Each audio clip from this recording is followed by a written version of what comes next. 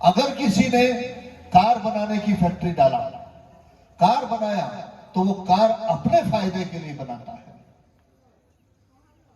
ऐसे ही ये संसार को जिसने बनाया है उसने अपने फायदे के लिए बनाया है, और वो है केवल और केवल मनुष्य। मनुष्य ने इस संसार को क्यों बनाया? क्या सिर्फ फायदा कमाना ही मनुष्य का काम है?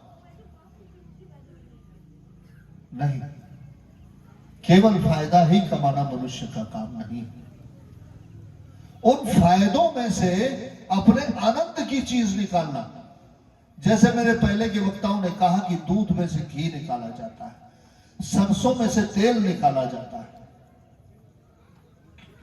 इसी प्रकार इन फायदों में से आनंद भी निकाला जाता है। और वही आनंद को प्राप्त करने के लिए मनुष्य ने ईश्वर के रूप में आकर के संसार की रचना की। ईश्वर मनुष्य के रूप में नहीं आया है, इस बात को भी ख्याल रखना जरूरी है। मनुष्य ईश्वर के रूप में आया है, क्योंकि अनेक धर्म की बातों को उठा लीजिए, तुलसीदास की बात को मान लीजिए, सिया राम मैं सब जग जाने करहु प्रणाम जोरी जुग पान। तुलसीदास कहते हैं इस संसार में जितनी स्त्री और जितने पुरुष है वो सब सिया और राम का रूप है, यानी जितने मनुष्य है वो सब ईश्वर है। वेदों को उठा लीजिए, अथर्ववेद को उठा लीजिए, प्रजापति चरती गर्भे अंतर्दुष्यमानो बहुधा विजायते अर्धेन विश्व भुवन ततस्यार्थ कथम सकेतु। वेदों के रचयिता उसमें लिखते हैं कि मनुष्य ईश्वर का ही रूप है, यानी मनुष्य स्वयं ईश्वर है। केवल हमने अपने आप को भुला करके, कुछ अज्ञानियों की बात मान करके ईश्वर को कहीं और ढूंढने का प्रयत्न किया। सतगुरुदेव शुक्ल जी महाराज ने वहीं से आपको लौटाकर अपने भीतर स्थित किया और बताया कि देखिए, पहले के ऋषि मुनियों ने भी यही कार्य किया है कि लोगों को सत्य ज्ञान दिया और बाहर से लौटाकर भीतर अपने स्थित किया। जैसे पतंजलि मुनि ने योग दर्शन शास्त्र में कहा, अथ योगानुशासनम योगश्चित्त वृत्ति निरोधा तदा दृष्टा तो स्वरेपी अवस्थानम। जो अनुशासन में रहेगा उसके शरीर में, उसके मन में, उसकी बुद्धि में, उसके विचार में बुरी वृत्तियां पेश समर्पित नहीं हो पाएगी। और जिनके विचारों में बुरी वृत्तियां भीतर नहीं जाएगी, वही व्यक्ति अपने स्वरूप में स्थित हो सकता है, यानी तदा दृष्टा स्वरेपु अवस्थानम।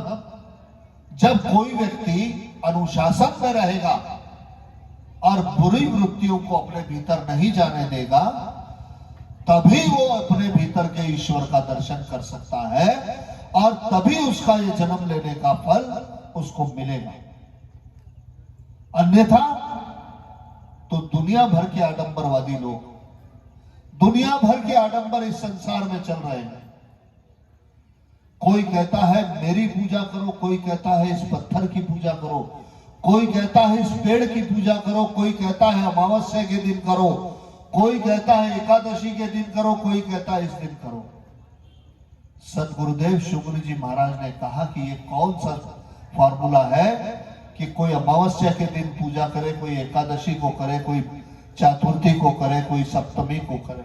अगर कोई एक बात होती तो वो सबके लिए लागू होती। जैसे मुनि समाज का सिद्धांत है, वेदों का सिद्धांत है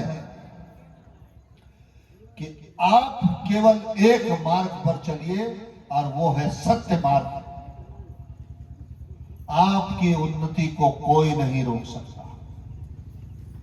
आपको किसी के सामने अपना सिर झुकाने की जरूरत नहीं, केवल आपको अच्छे कर्म करने की जरूरत है। क्यों? क्योंकि अनेक ग्रंथों में यह भी बात लिखी हुई है, कर्म प्रधान विश्व रचि राखा, जो जस कर्म करे तस फल चाखा। यह संसार में कर्म के साथ कर्म का फल लगा है। अगर हम अच्छा कर्म करते हैं तो दुनिया की कोई ताकत आपको उसका फल बुरा नहीं दे सकती। आपने अगर नीम का बीज बोया है तो उसमें से इमली का पेड़ नहीं उगेगा। कितना भी प्रयत्न कर लीजिए आप, कितना भी पूजा पाठ कर लीजिए, कितना भी दान धर्म कर लीजिए आप, जो बोया है वही आपको मिलेगा। और वह भी कब मिलेगा? जब आप उसकी देखरेख करेंगे, उसकी रक्षा करेंगे, उसको खिलाएंगे पिलाएंगे तब। अन्यथा इस संसार में आडंबरवादियों का बोलबाला बना ही रहेगा। और यह संसार में एक विशेष बात और है, हमेशा से देखने में आया, हर काल में देखने में आया है कि झूठ का बोलबाला है और सत्य अकेला। जहां झूठी बातें होगी वहां मेला लगा रहेगा, और जहां सच्चाई की चर्चा होगी वहां लोग बहुत कम मिलेंगे। लेकिन वो कम लोग भी इस संसार का भविष्य बदलने में सक्षम हैं। आज इस संसार में ऐसे ऐसे लोगों को देखा गया है जो केवल और केवल प्रश्न करते हैं। एक प्रश्न छूटा दूसरा आ जाएगा, दूसरा छूटा तीसरा आ जाएगा, गिनती नहीं, इतने प्रश्न करते हैं।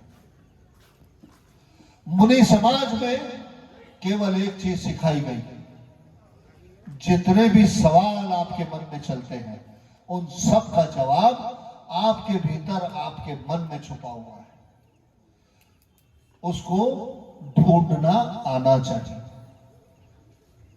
अगर आप अपने मन से सवाल पूछते हैं और अपने मन से जवाब चाहते हैं और अपने मन पर इतनी पकड़ रखते हैं कि हर सवालों का जवाब मिलेगा आपको, तो देखिए उसका चमत्कारिक फल।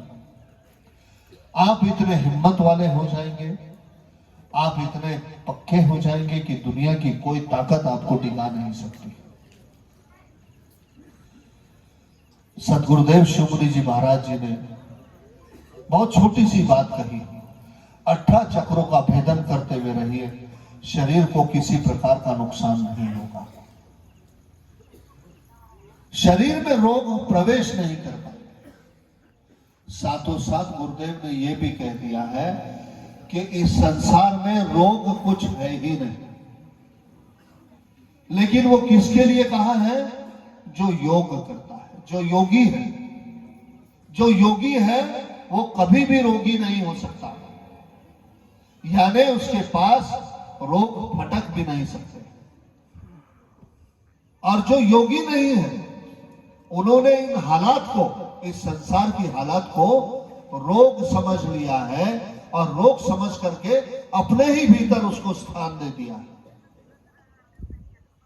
और वो रोग रोग करते हुए अनेक किस्म के कष्ट उठाते हैं। और जो योगी है,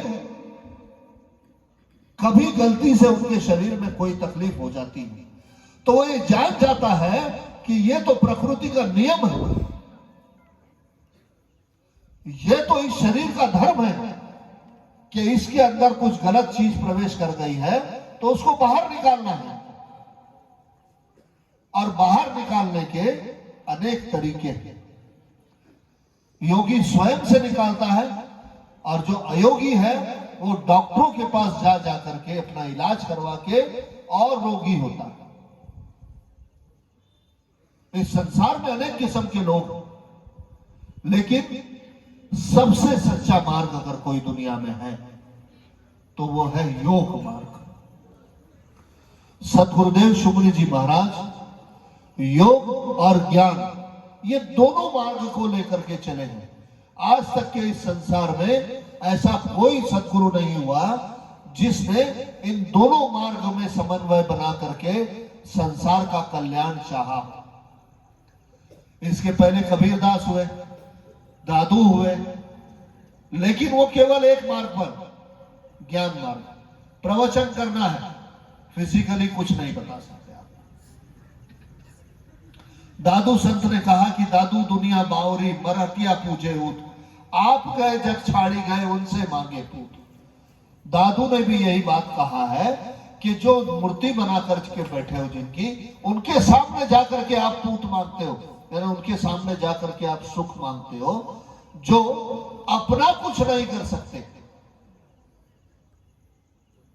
इस संसार में अनेक किस्म की बातें होती हैं, उसमें एक बात यह भी है कि एक सत्य मार्ग है, और सत्य मार्ग पर चलने वाला व्यक्ति कभी धोखा नहीं खाता।